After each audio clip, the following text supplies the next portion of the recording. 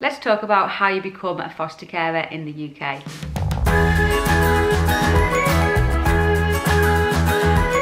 Hello, welcome. If you're new around here, my name is Sarah and I am a foster carer in the UK. I've been a foster carer for a number of years now and I've had quite a few children come and go in that time, and I know initially if you're first looking into it, maybe you've decided that yes, absolutely you want to be a foster carer, or possibly you're just starting out thinking about whether it's right for you to do. Hopefully I can provide you with a bit more information on how you go about things. The first thing that I think is important to start thinking about is the type of fostering that you want to do.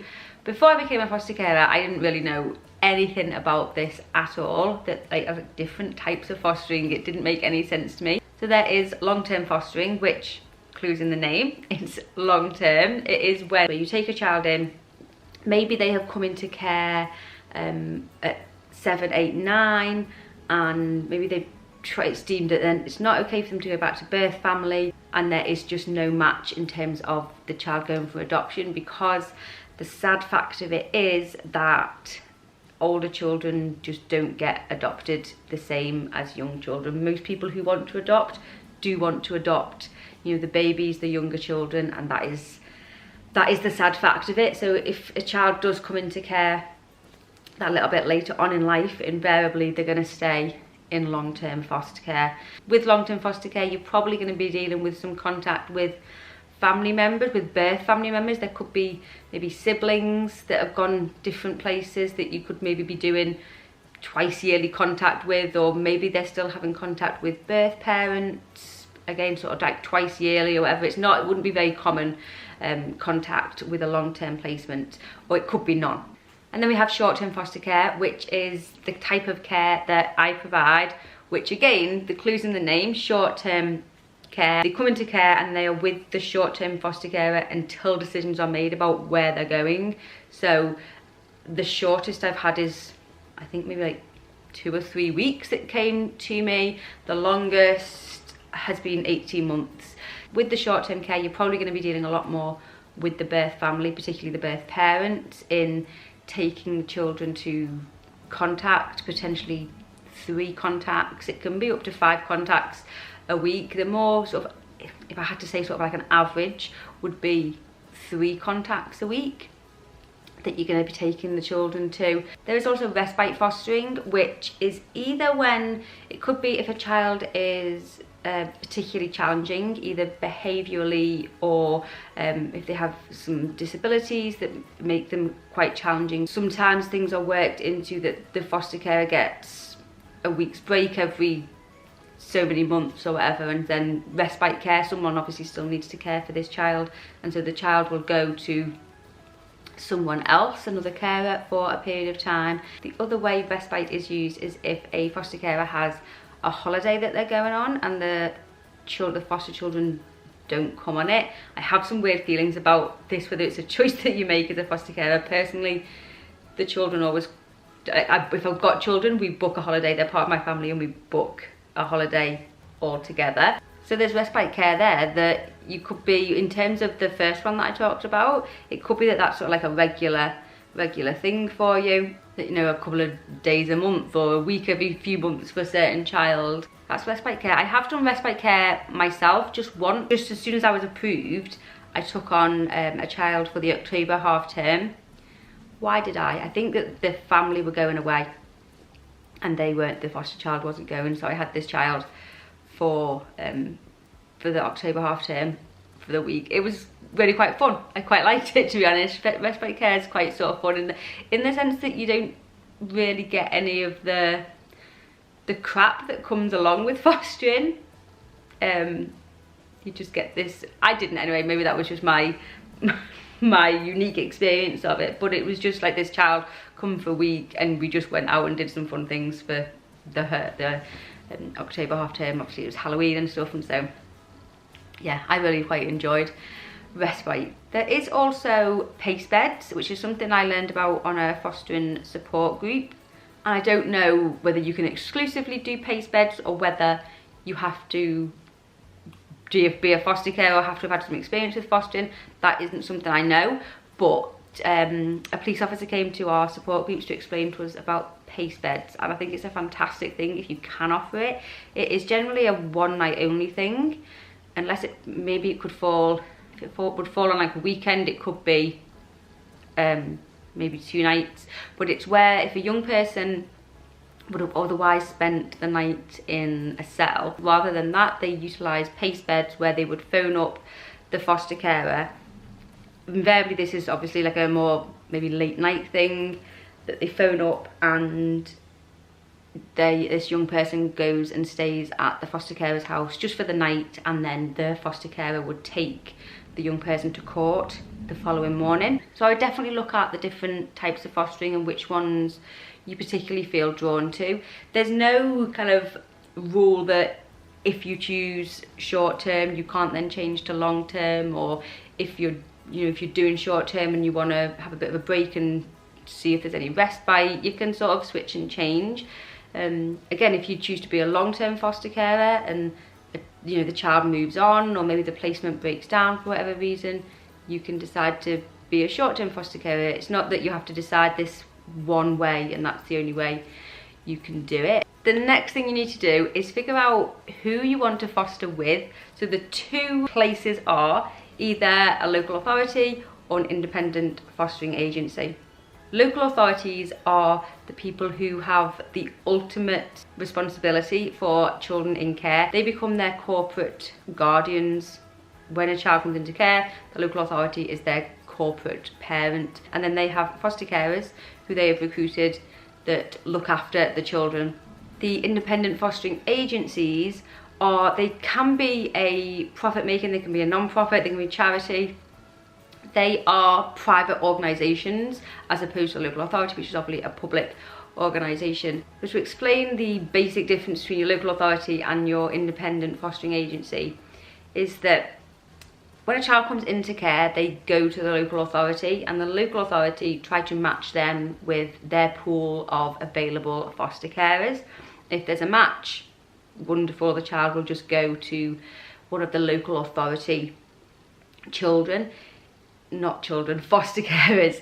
If the local authority can't place the child, whether they've just not got available foster carers, whether it's a more difficult child to place. Siblings are often quite hard to place. It's just because people don't have the space to, if you need 3 spare bedrooms, how many people have got 3 spare bedrooms?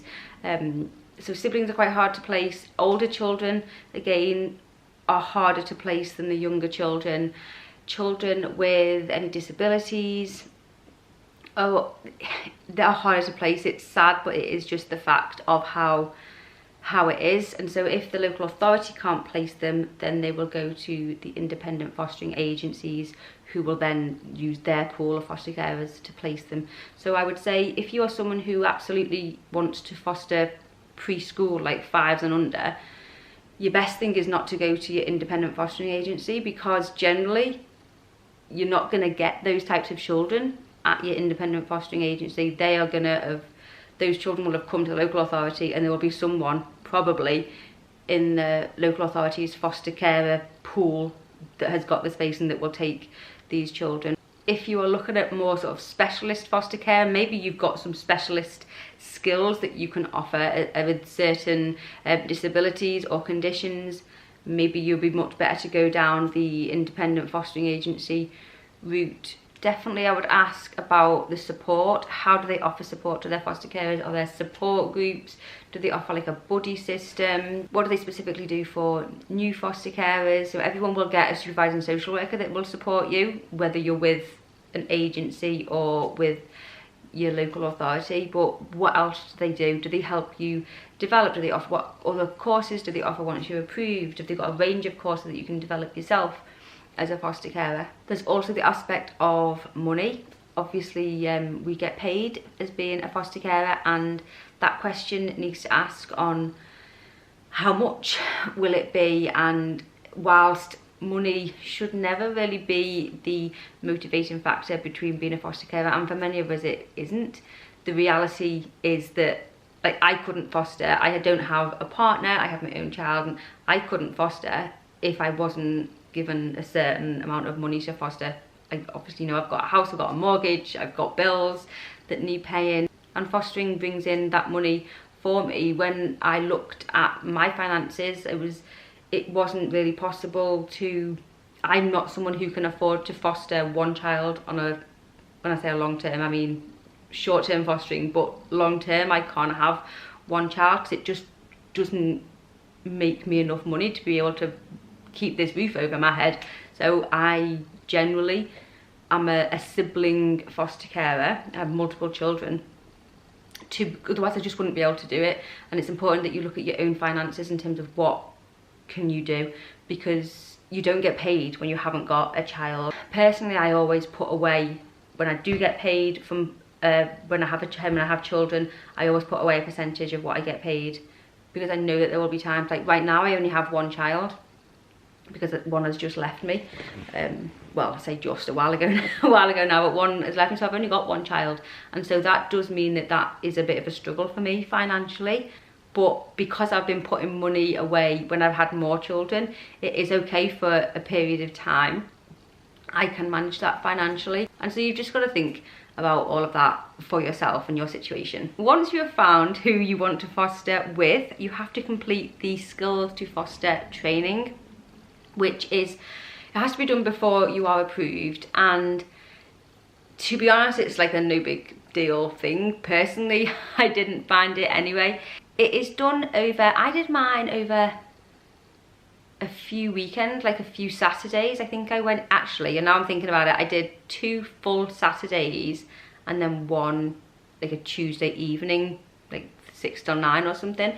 I think it can be done in various different ways, like over evenings, or there's different schedules that you can do that should fit in with anyone's sort of other commitments. And it's just basically going on this course. There's no major thing that you have to do really, other than sit and listen and take part. You do lots of like little different activities about understanding fostering, and to be honest, it's a really useful little course. It's just know that you're being assessed all the time whilst you're there.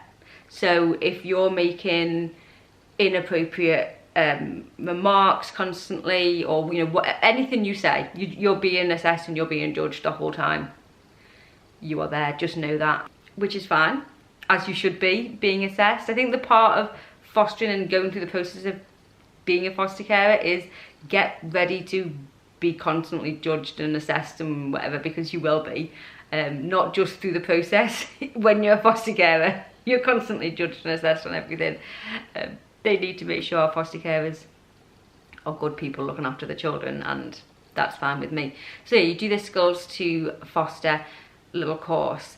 And then the next thing, although I have heard that people have done these flipped round or simultaneously alongside each other, I did my Skills to Foster course first and then I got an assessing social worker, but it could be that you're doing the two alongside each other. So you are assigned an assessing social worker, and the aim of the assessing social worker is really just to build up a massive picture of who you are, where you've come from, basically everything about you. They come round to your house. Mine came round 3-4 times or so. Basically, you just sit down and chat about your whole life, from childhood, from birth basically, and your childhood and school years and whatever, and through up to present day, why you want to foster. And you just talk about all of it. I was given, before we had that, I was given like a big question sheet. It was basically the questions all about my life that I went through with the assessing social worker. If you're interested more about what this whole assessment process is and what sort of questions they ask you, I have got a video on my Patreon talking. I go through my paperwork and all of the questions that they asked me that formed the report about me. So if you want to see that, that link is down below. It can feel intrusive if you're that type of person, that because you know they're going to talk about your finances, which people are a bit funny about sometimes. They're going to talk about any problem, anything that's deemed maybe a problem in your life. They're going to delve into what happened here, what sort of relationship did you have with your parents, your siblings, any like, previous marriages or anything. Obviously they're going to talk about ex-partners, anything and everything. They're going to delve into all of that. They're going to ask about any medical stuff, basically everything. So get ready to open up and talk about yourself for a long time. Like I say, then they create this report on you. And once this report is all done, you'll be given a panel date where you will go. It's very nerve-wracking. It feels, well, I guess it is kind of like a job interview. Feels very nerve-wracking. You'll be given a date and you'll go with your assessing social worker, should go with you. And basically, it's not that bad, really, unless there's any major sort of concerns from the people who are the panel. I mean, mine was honestly like quick in and out. It was no time at all. That your assessing social worker goes with you, and then you go into a room. You sit at the end of the table, not necessarily sit up, but mine was sit up. I'm sat at the end of the table. My assessing social worker sat next to me, and there's maybe 5 or 6 people around. They've all read this report that your assessing social worker has written about you, and then they kind of just ask you some bits of questions. Really, it's just like, why did you want to be a foster carer? If there's anything particular that speaks to any of them that they want to ask more about. Maybe it's a particular relationship with someone that they want to just clarify some ideas behind, that they maybe want some more information. They'll ask you that, and hopefully then, well, you leave the room and then they'll talk amongst themselves for a few minutes.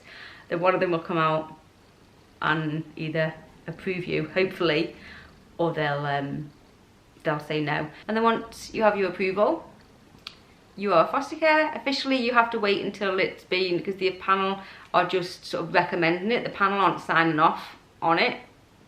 It's got to then go to someone higher up who sort of ticks the box and signs the form, and that can take up to 2 weeks to come through. And once that comes through, you are officially a foster carer, and you will probably start getting phone calls quite quickly for your first placement. I hope that has helped you out if you are thinking of becoming a foster carer. If you've got any questions about anything, please do leave them down below in the comment, and I will do my best to help you out. Or maybe there's other foster carers who are watching this who can maybe weigh in with their experience or opinion on things. I have a fostering playlist that will come on the screen in a moment, where I have loads of videos talking about different experiences that I've had with fostering that may just help you out if you are looking for more information. Thanks for watching, and I'll see you soon.